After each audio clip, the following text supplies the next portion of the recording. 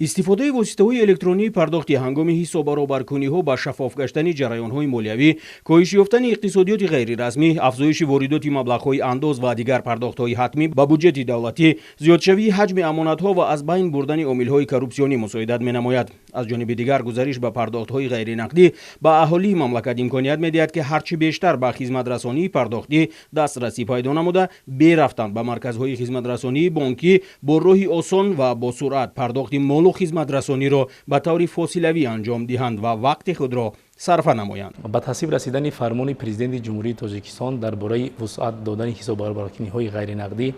از 22 سال 2023 تحت رقم 586 این پیش از همه با تأمین شفافیت عملیات‌های مالیوی، کاهش دادن عامل‌های انسانی و کورپسیونی در روند پیشنهاد خدمت‌رسانی‌های دولتی به اهالی، اینچنین به آسان و کولای نمودن پرداخت خدمت‌رسانی‌های مزنوک دولتی روانه گردیده است. افزایش عملیات‌های غیر نقدی در کاهش دادن اقتصاد غیر رسمی، تأمین ثبات مالیوی، بلند برداشتن موقع کشور در رده‌بندی آگنتی‌های بین‌المللی و همزمان بهتر نمودن فضای سرمایه‌گذاری، اینچنین به افزایش دادن درآمدهای بودجت دولتی تأثیر مثبت می‌رساند. البته گزارش با عملیات‌های غیر نقدی تقاضای زمان بوده، طلبات اهالی را با پول نقد کاهش می‌دهد و همزمان باعث صرفه وقت و خرجات‌های الهاگی شهروندان می‌گردد. تجربه دولت‌های پیشرفته نشان می‌دهد که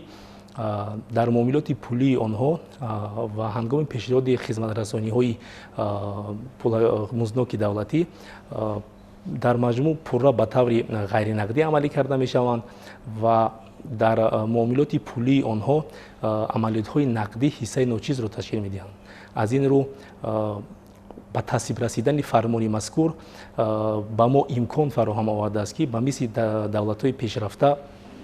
در بلند برداشتن نشان دهنده‌های غیر نقدی سهمگذار باشیم. به خاطر تطبیق فرمان پرزیدنت جمهوری تاجیکستان درباره تدبیرهای وسعت دادن حساب‌برابرکنی غیر نقدی، وزارت مالیه مملکت در همکاری با دیگر نهادهای دولتی و جمعیتی فعالیت خود را هماهنگ ساخته تدبیرهای مؤثر را عملی می‌سازد. وزارت مالیه همچون یک نهاد کلیدی در تطبیق این فرمان در مرحله اول فعالیت خود را در سمت مطابق گردانی سندهای معیاری حقوقی عمل کننده با طلبات فرمان مذکور روانه نموده. در این زمینه از جانب وزارت مالیه در موافقه با وزارت اداره‌های دخلدار آن زمان زیاده از 10 لایحه‌های سندهای معیاری حقوقی بخصوص لایحه قانون‌های جمهوری تاجیکستان درباره وارد نمودن تغییر الهه‌ها به قانون‌های جمهوری تاجیکستان درباره باج دولتی، درباره دیگر پرداخت‌های حتمی به بودجت، درباره خدمت‌رسانی‌های دولتی و دیگر لایحه‌های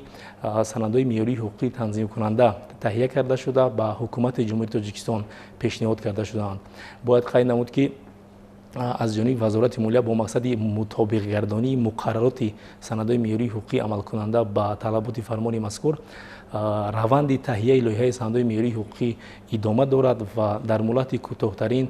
عنوانی حکومت جمهوری تاجیکستان بسته علاوگی